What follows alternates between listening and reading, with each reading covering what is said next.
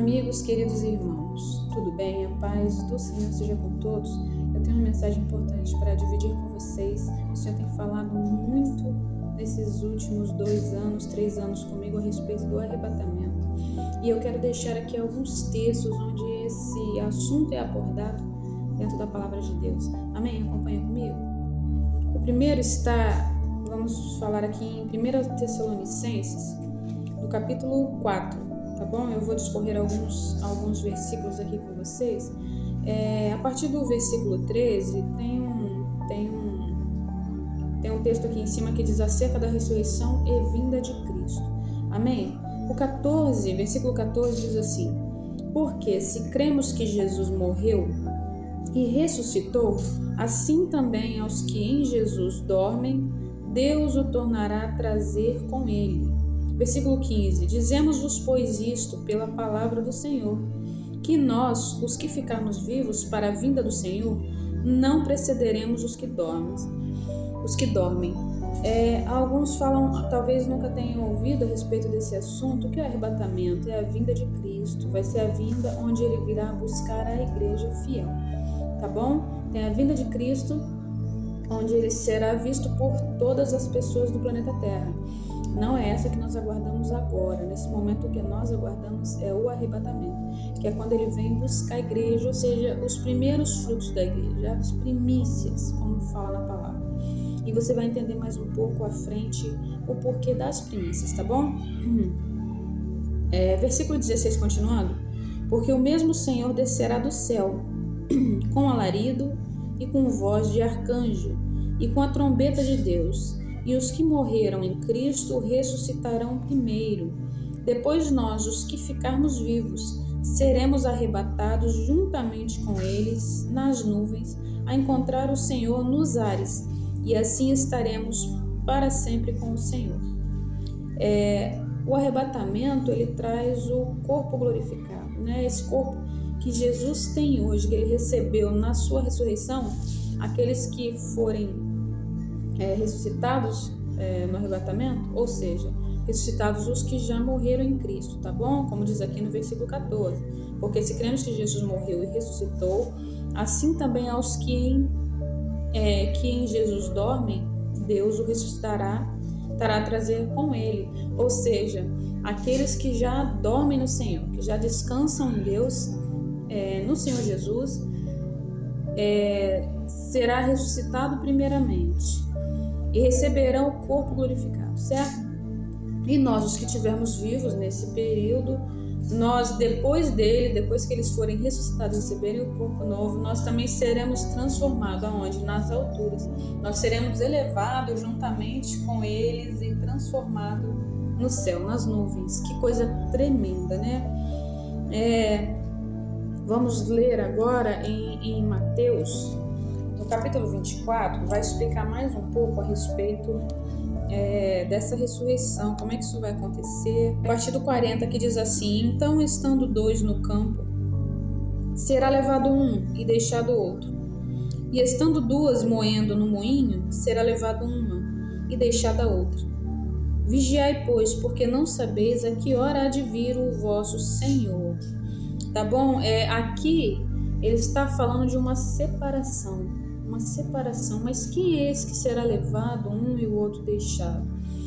Isso é o que nós devemos estar alerta, vigilantes, tá bom? A respeito disso, porque nem todos estão na casa do Senhor com o coração reto, vivendo a vontade de Deus. Tá bom? Vamos entender um pouquinho mais? Aqui, continuando esse sermão, a exortação e vigilância, né, ele vai falar aqui a parábola dos 2 servos, né, o servo fiel e o servo que diz assim: meu senhor vai demorar a vir. E aí ele começa a espancar os outros conservos, né, ou seja, Deus constitui ali um servo sobre os seus bens e pede para que ele dê o sustento daqueles servos, para que ele cuide, né, dos seus negócios. E aí o servo bom e fiel, ele está ali servindo fielmente até que o seu senhor volte, né, para prestar contas ali do que ele tem feito. Mas tem o servo infiel, que ele na verdade fala: meu senhor vai demorar a chegar. Então ele começa a espancar os outros servos, ele começa a beber, Então, aqui vai falar no versículo 50, virá o Senhor daquele servo, num dia em que não espera, e a hora em que ele não sabe. 51, e separá-lo-á e destinará a sua parte com os hipócritas. Ali haverá pranto e ranger de dentes, tá bom? Aqui está falando, tá explicando aqui sobre onde haverá dois num campo, um será levado, outro será deixado. Esse tempo do arrebatamento, a igreja vai passar por esse conflito, tá bom? De haver dois, um ser levado, outro ser deixado. E por quê? Porque um está como servo fiel e o outro como servo infiel. Tá? Um está fazendo a vontade de Deus, servindo a Deus, crendo que o seu Senhor pode voltar a qualquer momento. E o outro está tranquilo, descansado, fazendo o que bem entende, achando, não vai voltar agora. E de quantas pessoas eu já ouvi falarem assim, poxa, se fala que Jesus está voltando desde o tempo da minha avó e até hoje ele não voltou. Isso não vai ser agora, né? Cuidado, vigiai. Vamos entender um pouco mais o porquê que a gente tem esse entendimento, porque onde que o Espírito Santo nos deu esse entendimento que um será deixado, outro será levado. Aqui mesmo, continuando em Mateus, a partir do capítulo 25, ele vai falar que o sermão profético continua a parábola das 10 virgens, tá bom? Essa parábola das 10 virgens, eu vou ler alguns dos versículos com vocês, para que vocês entendam melhor a situação, para depois eu conseguir entrar no assunto melhor, tá? Então o reino do céu será semelhante a 10 virgens que, tomando as suas lâmpadas, saíram ao encontro do esposo. E 5 delas eram prudentes e 5 loucas. As loucas, tomando as suas lâmpadas, não levaram azeite consigo, mas as prudentes levaram azeite em suas vasilhas, com as suas lâmpadas. E tardando o esposo, tosquenejaram todas e adormeceram. Mas à meia-noite ouviu-se um clamor, aí vem o esposo, sai-lhe ao encontro. Então todas aquelas virgens se levantaram e prepararam suas lâmpadas. As loucas disseram aos prudentes, dai-nos do vosso azeite, porque as nossas lâmpadas se apagaram. Mas as prudentes responderam, dizendo, não, seja o caso que nos falte a nós e a vós, ide antes aos que o vendem, comprai para vós. E tendo elas ido comprá-lo, chegou o esposo. E as que estavam preparadas entraram com ele para as bodas. E fechou-se as portas. E depois chegaram também as outras virgens, dizendo, Senhor, Senhor, abre-nos. E ele respondendo disse, em verdade vos digo que não vos conheço. Vigiai, pois, porque não sabeis o dia nem a hora em que o Filho do Homem há de vir. Gente, essa palavra é muito tremenda. Isso aqui está falando sobre esse comportamento da igreja, de quem está vigilante, se enchendo do Espírito Santo e quem não está. O Senhor me revelou aqui um gatilho muito importante. Qual é o comportamento, qual é a chave que vai nos ajudar a estar preparados nesse momento? Como é que eu identifico isso na minha vida, tá bom? Eu vou deixar aqui mais um versículo para vocês, 2 versículos na verdade, que está em Filipenses. Tá? Filipenses 4, esse é o gatilho, gente. Versículo 5, tá bom? Filipenses 4, versículo 5, que diz assim, seja a vossa equidade notória a todos os homens, perto está o Senhor. Ou seja, equidade, eu fui buscar para vocês, tá? Sobre a palavra equidade, tá bom? Que diz que é virtude, tá bom? Comportamento, virtude, imparcialidade, respeito. Ou seja, nós precisamos entender que o nosso comportamento engrandece o nome de Deus ou envergonha. E ai daqueles que envergonham o nome de Deus. E muitos estão agindo dessa forma, agindo nas suas próprias vontades, nas suas próprias concupiscências. E vão pagar um preço alto, porque é a palavra que vai dizer que aqueles que forem jogados ali nas trevas exteriores, haverá pranto e ranger de dentes. Amados, Jesus está voltando. Os sinais estão claros. O Senhor tem derramado essa mensagem sobre muitas crianças têm tido sonhos, né? Pessoas têm tido visões em sonhos a respeito do arrebatamento. Tá bom, senhores? Porque isso é muito importante. Jesus está alertando, eu estou voltando. Eu estou voltando para buscar as minhas primícias, tá bom? A minha igreja. E daí o que vai acontecer depois com aqueles que ficarem? Eles vão passar muito problema aqui na terra, e perseguições, e E a salvação deles vai ser de um modo muito difícil. Muitos vão se salvar através da morte, tá bom? Porque é onde o anticristo vai perseguir a igreja, né? Porque você imagina como é que vai ser essa situação no mundo inteiro, pessoas sumirem do nada. Arrebatamento é isso mesmo, é pegar e te levar, e as pessoas sumirem. Tá dentro do carro, sumiu, o carro bate. Tá dentro de um avião, o piloto desaparece. Meu Deus, cai o avião. Ou seja, coisas desse tipo, acidentes, vai começar a acontecer, isso vai virar um tumulto. E aí, claro que vai chamar a atenção das autoridades, de todo mundo, o que está acontecendo com esses crentes, o que está acontecendo com esse povo, né? O que está acontecendo? Por que estão sumindo? Alguns podem achar que serão OVNIs, né? Será que eles estavam envolvidos com alienígenas? Né? Muitas serão as perguntas e as investigações em torno do que vai acontecer, tá bom? Mas vai ser assim, de forma inesperada, vai subir mesmo. E essa é a primícia, tá? E a história, como é que continua aqui? Vai continuar onde começa o período do anticristo, tá bom? Está aí um que resiste até agora, né? Que ainda não foi tirado, e assim que for tirado, se revelará o iníquo. Ou seja, quem ainda está aqui é a igreja, tá? É a igreja que está na terra pregando sobre a volta de Jesus Cristo. E assim que isso se findar, que aconteceu o arrebatamento, então é onde se manifestará o homem do pecado, o anticristo, tá bom? Então assim, nós que queremos subir, nós precisamos ter um comportamento de equidade, ou seja, sermos bem vistos mediante a todos. E isso é um exercício que você faz com o Espírito Santo mesmo, realmente se colocando diante de Deus, realmente buscando a direção dele para tudo que você vai fazer, e não se contaminando com as pessoas que estão vivendo um modo natural, né? Somente com interesses materiais, somente com as coisas terrenas. Nós precisamos nos encher do Espírito Santo, nos encher daquilo que é do céu, encher-nos de bons comportamentos, certo? De pensamentos, de palavras de fé, de palavras de mansidão, não dando lugar à ira, tá bom? Não dando lugar às más conversações, às más companhias. Amados, nós devemos amar a todos, mas nem com todos nós podemos nos misturar, ou seja, ter aquele mesmo comportamento. Isso não agrada ao Senhor, tá bom? E se nós somos sal da terra e luz do mundo, nós estamos aqui para mostrar algo diferente, né? Se nós nos parecermos, tivermos o mesmo comportamento que o mundo tem, não faremos a diferença, não daremos testemunho da graça de Deus. E a graça de Deus, ela vem para transformar, né? A graça de Deus vem para mostrar o amor verdadeiro de Deus, o reino de Deus, que é um reino de justiça e equidade. É um reino de justiça e equidade. Nós precisamos estar à altura disso. Cada um de nós recebemos uma direção sobre a vida, e isso vai, né, de acordo com o ensinamento que nossos pais também tiveram. Então são muitas informações que nos influenciam. E muitos desses, amados, nem sempre agradam a Deus. Nós precisamos realmente entender qual é a vontade de Deus. Nós precisamos sim do ensinamento das escolas, a educação familiar, nós precisamos de todas essas coisas.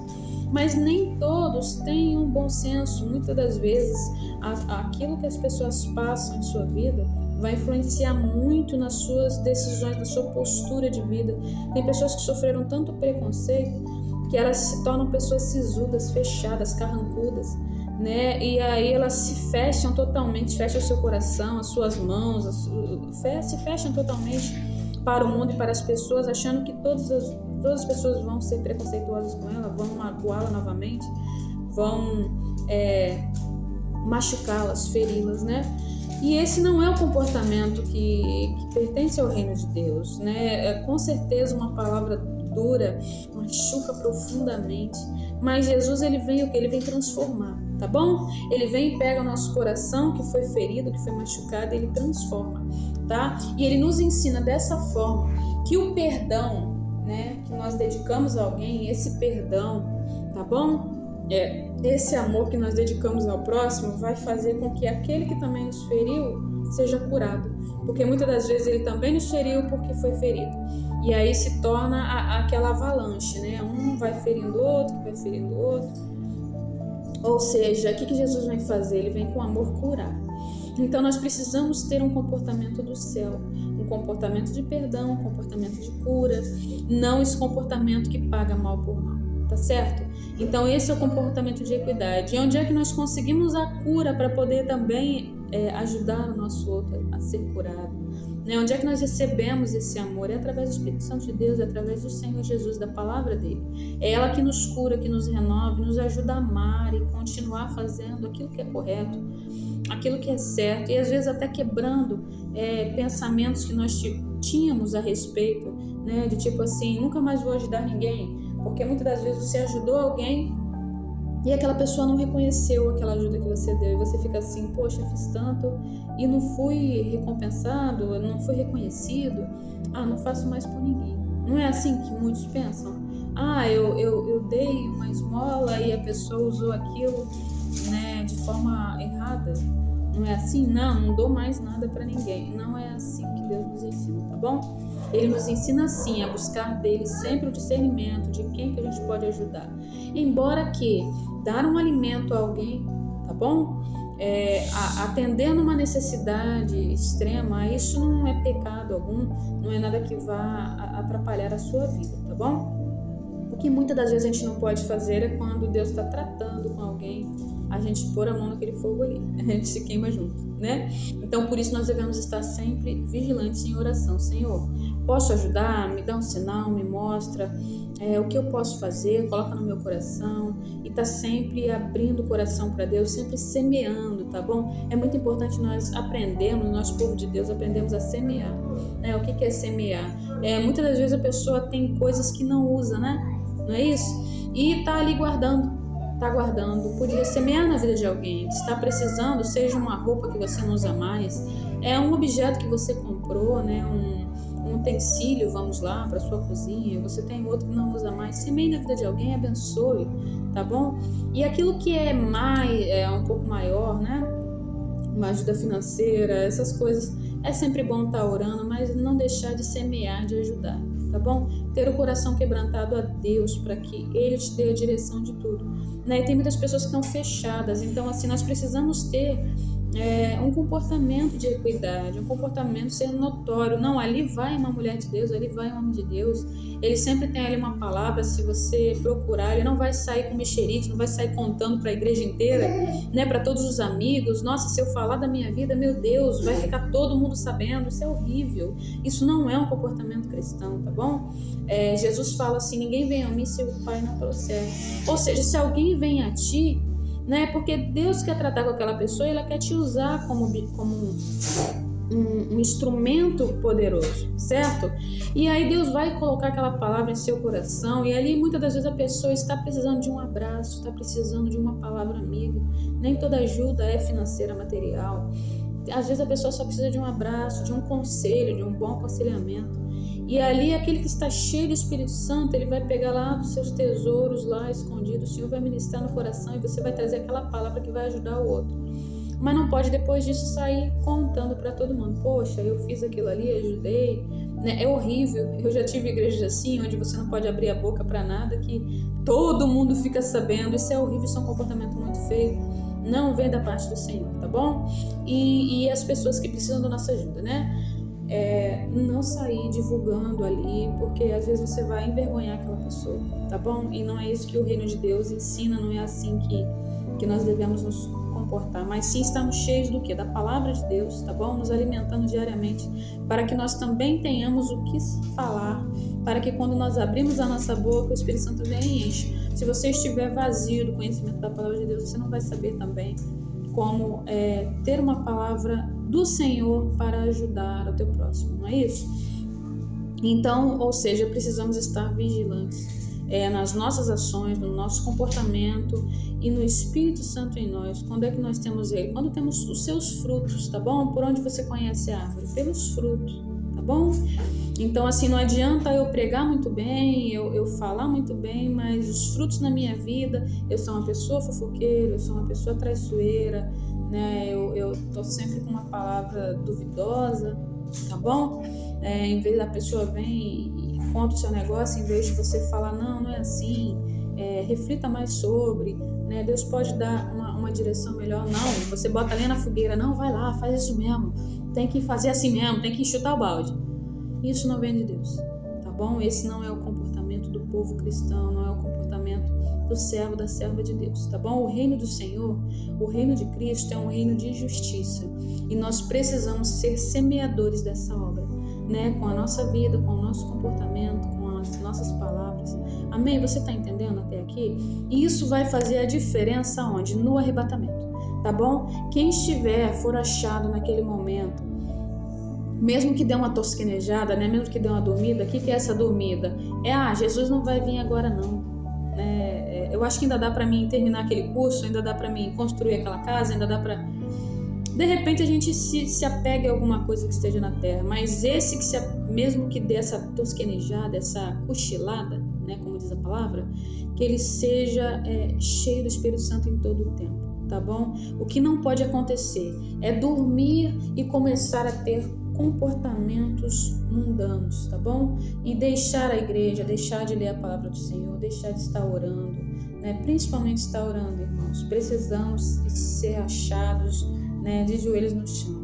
Ou seja, eu não estou falando dia e noite, né? Nós não sabemos a hora que Jesus vai voltar, mas que nós estejamos numa vida constante de busca, né? Nos enchendo do Espírito Santo de que forma? Com alegria, com cantos, com louvores, com orações, com adorações, e buscando sempre dele, Senhor, o que precisa mudar em mim? Porque nós somos falhos, nós precisamos mudar diariamente. Meu amado, minha amada, eu quero que você seja abençoado por essa palavra, que você consiga compreender, tá bom? Servir a Deus é servir dessa forma, de coração inteiro. Por isso que ele compara as criancinhas, né? Nós temos que ter o coração das crianças, né? Porque a criança é inocente, ela é verdadeira diante dos seus pais, dos seus tutores, né? Que nós sejamos assim diante de Deus também. Tanto confessando os nossos erros, quanto nos arrependendo dele, não praticando mais e buscando nos encher do Espírito Santo de Deus. Amém? E que você possa ser essas virgens prudentes, né? Estar com a sua lamparina acesa.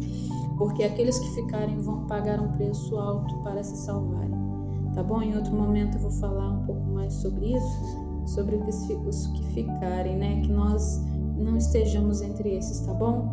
Que Deus abençoe tremendamente sua vida. Senhor, meu Deus, meu Pai, ajuda meu irmão, ajuda minha irmã, Senhor amado, a estarem com suas lamparinas acesas, Senhor, para que naquele momento, quando o Senhor chamar com voz de arcanjo, nós podemos subir, sermos transformados nas alturas, encontrando aqueles que deixaram saudade em nosso coração, podemos abraçar diante de Ti e dizer, enfim, agora é para sempre. Porque assim será para sempre com o Senhor Jesus. Que Deus abençoe tremendamente sua vida e que você possa dizer comigo, Maranata, ora vem Senhor Jesus. Deus abençoe sua vida.